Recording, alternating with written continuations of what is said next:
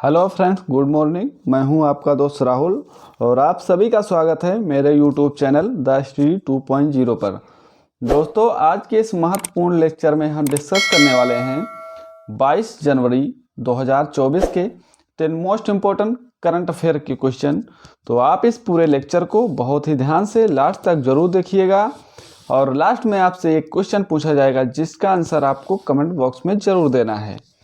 दोस्तों, लास्ट में आपके लिए इम्पोर्टेंट जो स्टैटिक जीके के रिवीजन पॉइंट भी रखे गए हैं, तो ये वीडियो लास्ट तक ज़रूर देखें।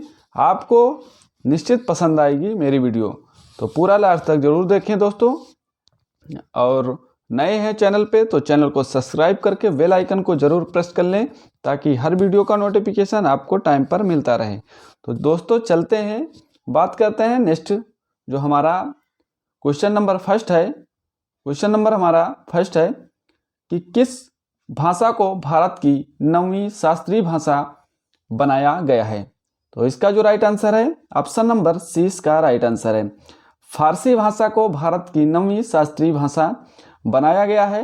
दोस्तों, विदेश मंत्री वो जयशंकर प्रसाद ने घोषणा की कि भारत सरकार ने नई शिक्षा नीति के तहत फारसी भाषा को जो है 9वीं शास्त्रीय भाषा के रूप में शामिल किया गया है।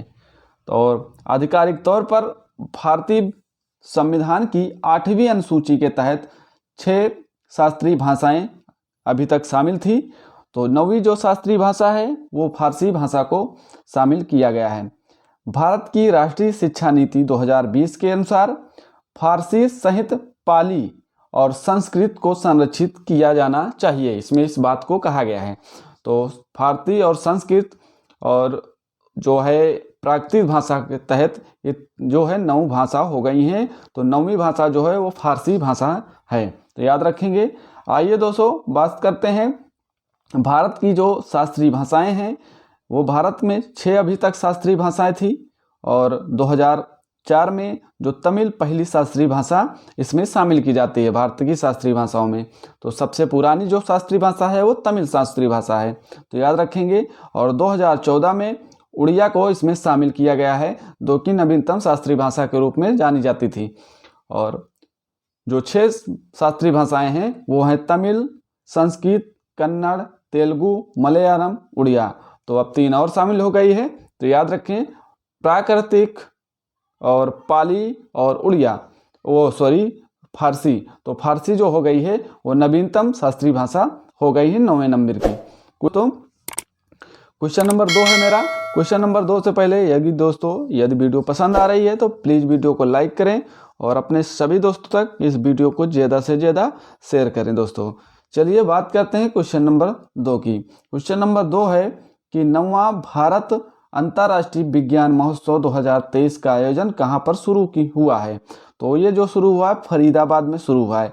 ऑप्शन नंबर ए इसका राइट आंसर है। फरीदाबाद हरियाणा में है। तो यहीं पर 9वां भारत अंतर्राष्ट्रीय विज्ञान महोत्सव 2023 का शुरू किया गया है। भारत विज्ञान महोत्सव जो है अंतर्राष्ट्रीय वो 2023 का जो शुरू किया गया है वो फरीदाबाद में शुरू किया गया है और ये 17 से 20 जनवरी 2024 तक फरीदाबाद में आयोजित किया गया है। तो याद रखें, आयोजित किया जाएगा कहाँ तक, 17 से 20 जनवरी 2024 तक फरीदाबाद में इसका आयोजन किया जाएगा। और इसकी जो थीम रखी गई है वो अमृत काल में विज्ञान और प्रौद्योगिकी सार्वजनिक आउटरीच इसकी थीम रखी गई है।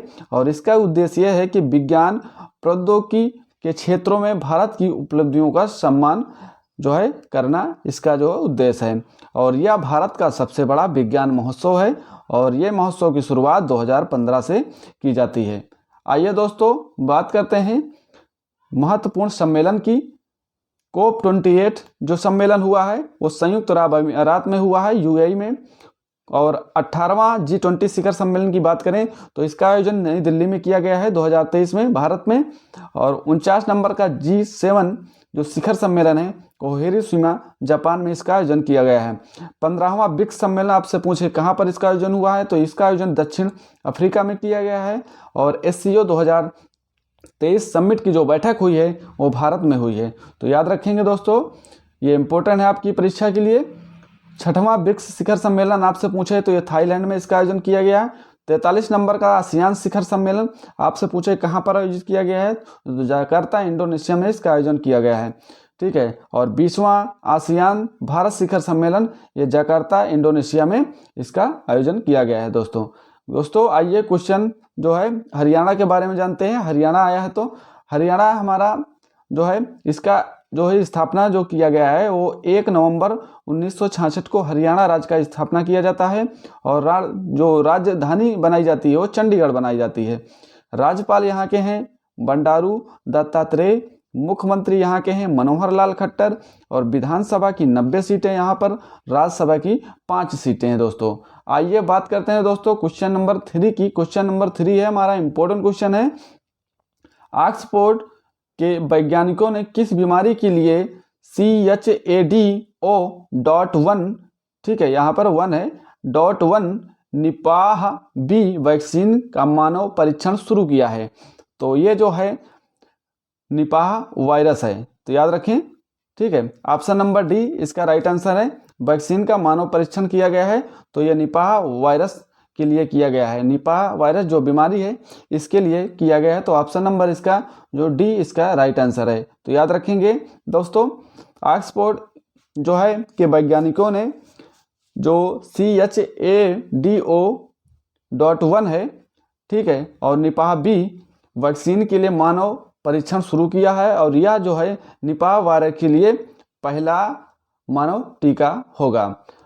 परीक्षण में जो है 18 से 55 वर्ष की आयु के व्यक्तियों को शामिल किया गया इसमें, मतलब इसका जो परीक्षण किया जाएगा वो 18 से 55 वर्ष की आयु के जो व्यक्ति हैं उन पर परीक्षण ये किया जाएगा। दोस्तों आइए बात करते हैं निपाह वायरस की। निपाह वायरस जो है एक जूनोटिक वायरस है, ठीक है। ये चमगादड़ से सुअर और जानवरों से इंसान में फैल सकता है, मतलब ये जूनोटिक वही होता है जो जानवरों से फैले, ठीक है। जूनोटिक वायरस है जानवर से इंसान में फैलने वाला। और इसका लक्षण ये है कि इसमें जब ये होता है तो सिर दर्द होता है, उल्टी जैसी लगना, मतलब उल्टी जैसी महसूस होना, सांस लेने में तकलीफ होना, चक्कर आना, ये इसके लक्षण हैं। और निपाह वायरस का जो पहला केस आया था वो 1998 में मलेशिया के संगाई निपाह गांव में देखा गया था। तो कहाँ पर 1998 में मलेशिया के जो है संगाई निपाह में, तो यहीं से इसका नाम जो है निपाह वायरस पड़ा। तो याद रखें दोस्तों, क्वेश्चन नंबर हमारा 4 है कि मवेशियों का जो त्यौहार है कनुमा किस राज्य में मनाया गया है। तो मवेशियों का जो त्यौहार है कनुमा ये तेलंगाना राज्य में मनाया गया। ऑप्शन नंबर इसका सी राइट है, याद रखेंगे मेरे प्यारे दोस्तों। इसका जो राइट आंसर है ऑप्शन नंबर सी है। तो याद रखें, तेलंगाना के जो लोग हैं वो जो है संक्रांति में त्योहारों के तीसरे दिन जो है मवेशियों का जो त्यौहार कनुमा मनाते हैं और यह आंध्र प्रदेश में भी मनाया जाता है। तेलंगाना के साथ साथ ये आंध्र प्रदेश राज्य में भी मनाया जाता है और यह फसल उत्सव जो मकर संक्रांति के तीसरे दिन मनाया जाता है। इस अवसर पर जो गांव के लोग हैं, ग्रामीण लोग मवेशी हैं और कृषि उपकरणों की पूजा करते हैं इसमें। तो याद रखें दोस्तों। आइए बात करते हैं भारत के जो फसलें हैं, फसलों से संबंधित त्यौहार हैं, उनके बारे में रिवीजन करते हैं। बैसाखी त्यौहार, ठीक है, ये पंजाब और हरियाणा राज्य में मनाया जाता है। बैसाखी सभी फसलों से संबंधित त्यौहार है, याद रखना। आपसे पूछे बनगाला जो है त्यौहार ये मेघालय और असम राज्य में मनाया जाता है। नुआखाई की बात करें तो नुआखाई जो है ये उड़ीसा का त्यौहार है और ओणम ये केरल का त्यौहार है। बिशु जो है वो कर्नाटक और केरल राज्य में मनाया जाता है। गुड़ी पड़वा की बात करें तो महाराष्ट्र, कर्नाटक और आंध्र प्रदेश राज्य सहित मनाया जाता है। तो याद रखें दोस्तों।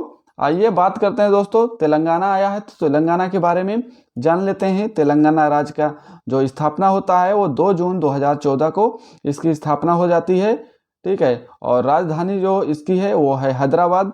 राज्यपाल यहाँ के हैं तमिल साई सौंदरराजन, यहाँ तेलंगाना के राज्यपाल हैं। और मुख्यमंत्री जो हैं वो हैं रेवंत रेड्डी। विधान परिषद की सीटें यहाँ पर 40 हैं और विधान सभा की सीटें 119 सीटें हैं। और 7 सीटें यहाँ पर राज्यसभा की हैं और 17 सीटें यहाँ पर लोकसभा की हैं तेलंगाना में। मेरे प्यारे दोस्तों याद करें। आगे बढ़ते हैं दोस्तों। क्वेश्चन नंबर हमारा 5 है, मदुरई जल्लीकट्टू स्टेडियम का उद्घाटन किस राज्य में किया जाएगा? तो इम्पोर्टेंट आपके लिए सवाल है, जो मदुरई जल्लीकट्टू है स्टेडियम, ये किस राज्य में इसका आयोजन किया जाएगा? तो जल्लीकट्टू से ही आप समझ सकते हैं इसका जो आयोजन है तमिलनाडु राज्य में किया जाएगा।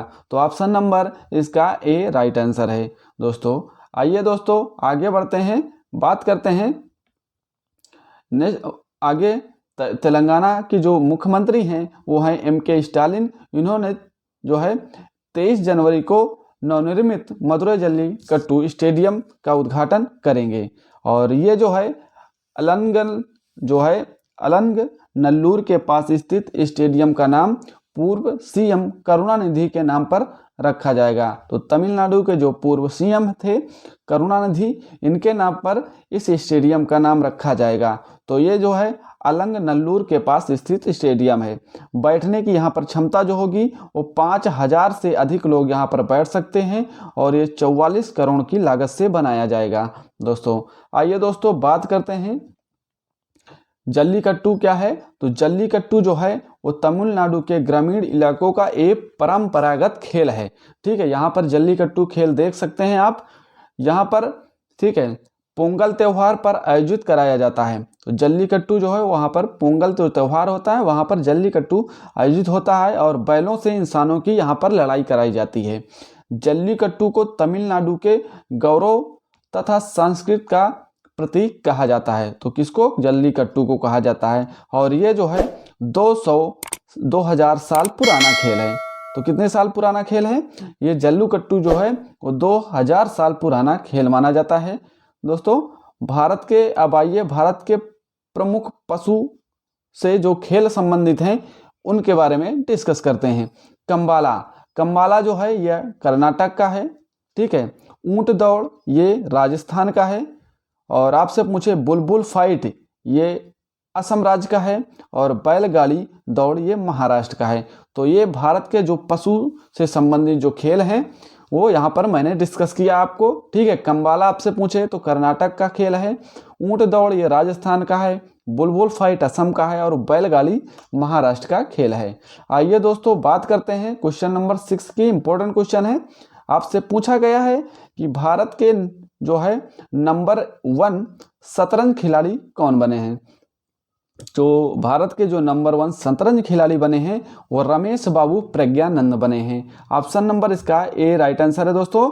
रमेश बाबू प्रज्ञानंद जो है भारत के नंबर 1 शतरंज खिलाड़ी बन गए हैं।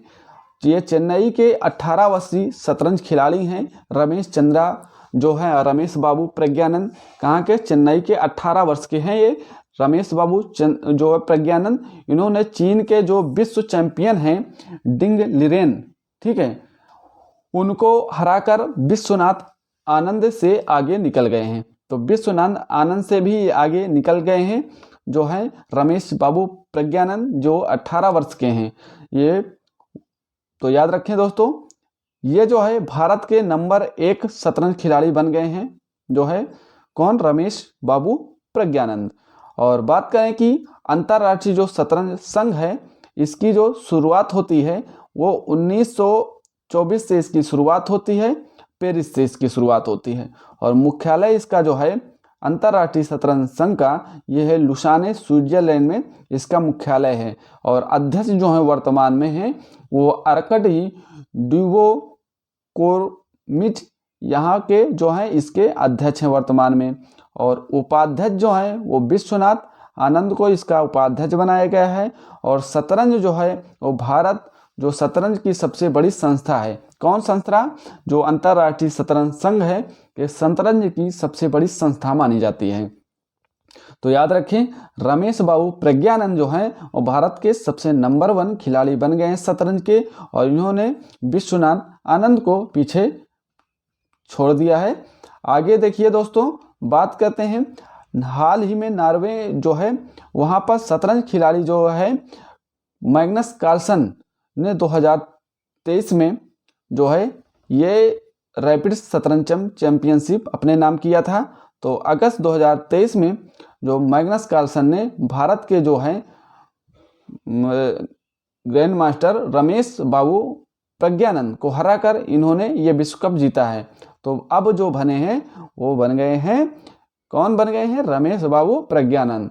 तो 2023 की बात मैंने बताई आपको। आगे बढ़िए दोस्तों, आगे बात करते हैं क्वेश्चन नंबर 7 की। क्वेश्चन नंबर हमारा 7, उत्तर प्रदेश में सौर ऊर्जा संचालित गांव नाव किस नदी में चलेगी? मतलब सौर ऊर्जा संचालित जो नाव है वो किस नदी में चलाई जाएगी उत्तर प्रदेश में? तो ये सरयू नदी में चलाई जाएगी। ऑप्शन नंबर इसका सी राइट आंसर है। यहाँ पर देख पा रहे हैं सरयू नदी में ये नाव है जो कि सौर ऊर्जा संचालित नाव है। तो सरयू नदी में ये चलाई जाएगी दोस्तों। आइए दोस्तों बात करते हैं अयोध्या के जो सरयू नदी पर इसका जो है लॉन्च किया जाएगा सौर ऊर्जा संचालित नाव का। और इस पहल का उद्देश्य है अयोध्या को एक मंडल सौर शहर में बदलना और ये टिकाऊ परिवहन को बढ़ावा देगा, याद रखें। ठीक है दोस्तों। और बात करें, यूपी नेडा ने सौर नाव विकसित की है और इस नियमित संचालन की जो योजना है, रूपरेखा है, यहाँ पर तैयार की गई है। और यहाँ पर जो देख पा रहे हैं 30 यात्रियों को बैठने की क्षमता है इस नाव में। तो इस नाव में 30 यात्रियों की बैठने की क्षमता है और यह नाव जो है नया घाट से संचालित होगी। कहाँ से? नया घाट से संचालित होने वाली है नाव। आगे दोस्तों बढ़ते हैं, बात करते हैं उत्तर प्रदेश के जो करंट अफेयर हैं उनसे संबंधित बात कर लेते हैं। अभी हाल ही में उबर ने अयोध्या में ईबी ऑटो रिक्शा सेवा शुरू की है। तो किसने शुरू की है? उबर ने। स्वच्छ सर्वेक्षण 2023 पुरस्कारों में वाराणसी और प्रयागराज ने सबसे अच्छा गंगा शहरों के किनारे बसे शहरों के रूप में शीर्ष स्थान हासिल किया है। तो वाराणसी और प्रयागराज ने। अयोध्या में सबसे लंबी जो सोलर लाइट लाइन जो है इसकी स्थापना जो है का विश्व रिकॉर्ड जो बनाया है अयोध्या ने बनाया है। तो याद रखें, यूपी सरकार ने आपदाओं की पूर्व चेतावनी के लिए जो है राहत वाली केंद्र का शुभारंभ किया है। तो यूपी सरकार ने किया है, तो याद रखें। और पिंकी को मिर्जापुर में बेटी बचाओ बेटी पढ़ाओ अभियान के लिए ब्रांड एम्बेसडर नियुक्त किया गया है। तो किसको? पिंकी को। तो याद रखेंगे दोस्तों।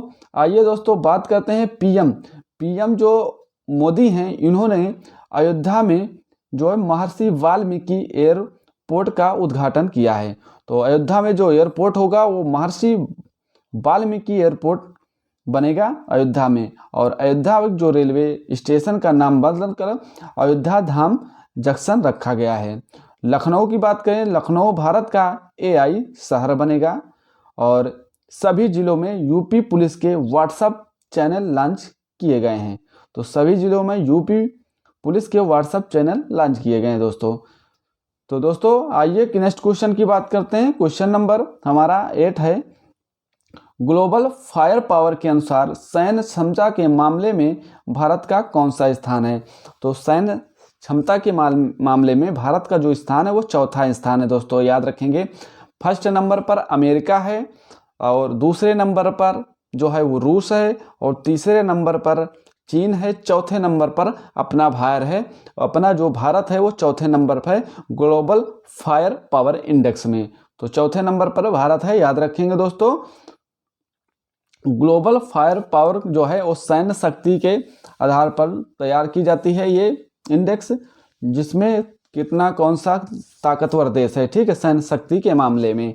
तो 2024 की जो रिपोर्ट आई है 155 देशों में कि सैनिकों की जो क्षमताओं का इसमें विश्लेषण किया गया है। तो भारत इसमें चौथे स्थान पर है, ठीक है। दूसरे नंबर पर रूस और तीसरे नंबर पर चीन है। इसमें भारत का स्थान इसमें चौथा सबसे बड़ा ताकतवर देश है, मतलब सेना के मामले में भारत का पावर इंडेक्स जो है वो 0.1023 है। तो याद रखेंगे। आइए दोस्तों बात करते हैं भारत की जो पैरा मिलिट्री है, फोर्स है, उसमें जो सैनिक हैं वो हैं जो 25,27,000 सैनिक हैं। तो याद रखें कितने लाख सैनिक, जो पैरा मिलिट्री फोर्स है उसमें 25,27,000 सैनिक है। और भारत के जो पास जो हैं टैंक हैं वो 4661 टैंक हैं, और लड़ाकू विमान की बात करें तो 606 लड़ाकू विमान है भारत के पास। तो ये आंकड़े थोड़ा याद रखें, भारत के पास जो टैंक हैं वो 4641 टैंक हैं, और लड़ाकू विमान जो हैं वो 606 लड़ाकू विमान हैं। पाकिस्तान के पास दुनिया की सबसे ताकतवर जो है ताकतवर सेना है। और भूटान की जो नौसेना है, भूटान की जो सेना है दनिया सबसे कमज़ोर सेना है। तो भूटान की जो सेना दनिया है वो सबसे कमज़ोर सेना है, तो याद रखेंगे। आइए दोस्तों बात करते हैं क्वेश्चन नंबर 9 की। क्वेश्चन नंबर हमारा 9 है, केंद्र सरकार द्वारा 2030 तक सड़क दुर्घटना में होने वाली आकस्मिक मृत्यु को कितने प्रतिशत कम करने का लक्ष्य रखा गया है? तो 50% कम करने का लक्ष्य इसमें रखा गया है। तो ऑप्शन नंबर इसका सी राइट आंसर है मेरे प्यारे दोस्तों, याद रखेंगे। आइए दोस्तों, केंद्रीय सड़क परिवहन और राजमार्ग मंत्री जो हैं नितिन गडकरी हैं, उन्होंने कहा है कि सरकार ने 2030 तक आकस्मिक मृत्यु को 50% तक कम करेगी, तो याद रखें। और भारत में हर घंटे जो सड़क दुर्घटना होती है वो 53 लोग इससे घायल होते हैं और 19 लोगों की यहाँ पर मौत हो जाती है, तो हर घंटे में, तो याद रखेंगे। और सड़क परिवहन और राजमार्ग मंत्रालय की नवीनतम रिपोर्ट के अनुसार 2022 में भारत में सड़क जो दुर्घटनाओं की संख्या है वो जो है 12% बढ़कर जो है 4.6 लाख से अधिक हो गई है। 4.6 लाख से अधिक हो गई है, 12% बढ़कर, तो याद रखें। आइए दोस्तों बात करते हैं भारत सरकार के जो आगामी लक्ष्य रखे गए कौन कौन से हैं। तो काला ज्वार को पूरी तरह से समाप्त करने का लक्ष्य जो रखा गया है वो 2023 में रखा गया था। और सभी पूर्वोत्तर राज्यों की राजधानियों को रेल नेटवर्क से जोड़ना, इसका भी लक्ष्य 2023 रखा गया है। और दिल्ली मुंबई जो है एक्सप्रेसवे को पूरा करने का जो लक्ष्य रखा गया है वो भी 2023 रखा गया है। और ब्रांडगंज को रूट गेज 100% विद्युतीकरण करना, यह भी 2023 इसका लक्ष्य रखा गया है। और उर्वरक क्षेत्र में आत्मनिर्भरता बनाने का लक्ष्य 2023 रखा गया है। और कृषि में शून्य डीजल उपयोग, नवीनीकरण ऊर्जा का इस्तेमाल 2024 रखा गया है। दोस्तों ये आगामी लक्ष्य हैं, तो याद रखेंगे। और किसानों की आय को दुगना करने का जो लक्ष्य रखा गया वो 2022 रखा गया है, अब 2024 इसका लक्ष्य रखा गया है। और सबके लिए आवास मुहैया कराने का लक्ष्य पहले 2022 था, अब 2024 हो गया है। हर घर में नल से जल, स्वच्छ जल आपूर्ति का लक्ष्य 2024 रखा गया है। और डिजिटल इंडिया लॉन्च करने का लक्ष्य 2024 रखा गया है। 100 नए एयरपोर्ट विकसित करने का लक्ष्य ये भी 2025 रखा गया है। और सभी गाँव में ऑप्टिकल फाइबर बिछाने का लक्ष्य 2025 रखा गया है। तो ये सभी आगामी लक्ष्य हैं, जरूर याद रखें दोस्तों। क्वेश्चन नंबर हमारा लास्ट है, क्वेश्चन नंबर 10, याद रखें। इसमें आपसे पूछा गया है कि 34 वर्ष के बाद ग्रैंड स्लैम में किसकी वरीयता प्राप्त खिलाड़ी को हराने वाले पहले भारतीय पुरुष टेनिस खिलाड़ी कौन बने हैं? तो ये बने हैं सुमित नांगल हैं, बने हैं। ऑप्शन नंबर बी सही है, रोहन। तो सुमित जो है नांगल जो है वो पहले भारतीय पुरुष टेनिस खिलाड़ी बन गए हैं, तो याद रखें। आइए दोस्तों बात करते हैं भारत के जो टेनिस खिलाड़ी हैं, सुमित नांगल ने 34 वर्ष के ग्रैंड स्लैम खिलाड़ी हैं और इन्होंने किसी वरीयता प्राप्त खिलाड़ी को हराने वाले पहले जो है भारतीय पुरुष खिलाड़ी बन गए हैं। इन्होंने दुनिया के 27वें नंबर के खिलाड़ी जो है कजाकिस्तान के अलेक्जेंडर बुबलिक हैं उनको हराया है। तो किसको हराया है? अलेक्जेंडर बुबलिक को हराया है। तो ये जो है कौन हराया है? सुमित नांगल ने। अलेक्जेंडर जो बुबलिक हैं उनको हराकर इन्होंने ऑस्ट्रेलिया ओपन के दूसरे दौर में अपनी जगह पक्की कर ली है। और इससे पहले जो है वो रमेश कृष्णन थे जो कि 1989 में ऑस्ट्रेलिया ओपन में जो है मैट्स बिल्डर्स को हराया था। किसको हराया था? मैट्स बिल्डर को हराया था इन्होंने। तो दोस्तों याद रखें। दोस्तों जो ऑस्ट्रेलिया ओपन है वो ऑस्ट्रेलिया ओपन सबसे नवीनतम ग्रैंड स्लैम है ऑस्ट्रेलिया ओपन। और शुरुआत इसकी 1905 से इसकी शुरुआत होती है ग्रैंड स्लैम ऑस्ट्रेलियन ओपन की। और जनवरी में मेलबर्न में आयोजित ये होता है। तो कब होता है? जनवरी में आयोजित किया जाता है। पुरुष एकल में ऑस्ट्रेलिया ओपन के जो सर्वाधिक विजेता बने हैं वो नोवाक जोकोविच बने हैं, जो कि 10 बार इसके विजेता बने हैं, 10वीं बार। और महिला वर्ग में बात करें, सर्वाधिक जो है विजेता वो मार्गरेट कोर्ट बने हैं, जो कि 11 बार बने हैं। तो याद रखेंगे दोस्तों।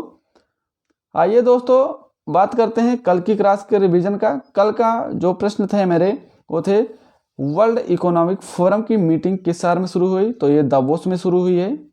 और भारत और किस देश के बीच लिथियम अन्वेषण के लिए समझौते पर हस्ताक्षर हुए हैं? तो अर्जेंटीना के बीच हुए हैं, भारत और अर्जेंटीना के बीच में। FIFA footballer of the year किसे चुना गया है? तो लियोनेल मेसी को चुना गया है। और बर्नार्डो एरेवलो किस देश के राष्ट्रपति बने हैं? तो ग्वाटेमाला के ये राष्ट्रपति बने हैं। आइए दोस्तों नेक्स्ट क्वेश्चन की बात करते हैं। आपसे पूछा गया था कि 75वें एमी अवार्ड 2024 में किस सीरीज ने सर्वश्रेष्ठ ड्रामा सीरीज का एमी पुरस्कार जीता है? तो सक्सेन ने जीता है। और नेशनल स्टैटिस्टिक्स ऑफिस के अनुसार जो है फाइनेंशियल ईयर 2024 में भारत की जो अर्थव्यवस्था कितने प्रतिशत से बढ़ सकती है? तो ये बढ़ सकती है 7.3%। विश्व प्रसिद्ध धनु यात्रा किस राज्य में शुरू हुआ है? तो ये शुरू हुआ है उड़ीसा राज्य में। तो याद रखें दोस्तों। आइए दोस्तों बात करते हैं नेक्स्ट क्वेश्चन, किस भारतीय महिला क्रिकेटर को प्लेयर ऑफ द मंथ दिसंबर का चुना गया है? तो ये चुना गया है दीप्ति शर्मा को। ऑपरेशन सर्वशक्ति किसने शुरू किया है? तो ऑपरेशन जो सर्वशक्ति है ये भारतीय सेना ने शुरू किया है। भारत का पहला डार्क स्काई पार्क कौन बना है? तो पेंच टाइगर रिजर्व बना है, भारत का पहला डार्क स्काई पार्क बना है। दोस्तों ये था कल की क्लास का रिवीजन। दोस्तों आइए आज जो हम स्टैटिक जीके में लाए हैं वो पुस्तकें और उनके लेखक लेके आए हैं। आपसे पूछे कि जो है शाहनामा किसके द्वारा लिखी गई है? तो फिरदौसी की यह पुस्तक है।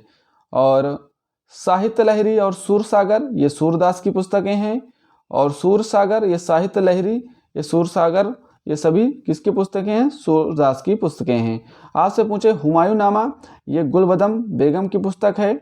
और कमायनी, आंसू और लहर ये जयशंकर प्रसाद की पुस्तकें हैं। अनामिका और परिमिल की बात करें तो सूर्यकांत त्रिपाठी निराला की पुस्तक है अनामिका और परिमिल।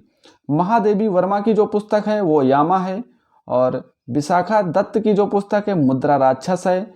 और जयदेव की जो पुस्तक है वो गीत गोविंद है, ठीक है, जयदेव की पुस्तक। और कालिदास की जो पुस्तकें हैं वो कुमार संभवम है, रघुवंशम है, अभिज्ञान शकुंतलम है और मेघदूत है। ये कालिदास द्वारा लिखी गई पुस्तकें हैं दोस्तों। आइए दोस्तों बात करते हैं कल के प्रश्न का। तो कल मैंने आपसे प्रश्न पूछा था, सर्वश्रेष्ठ सर्वेक्षण 2023 में सबसे स्वच्छ राज्य कौन बना है?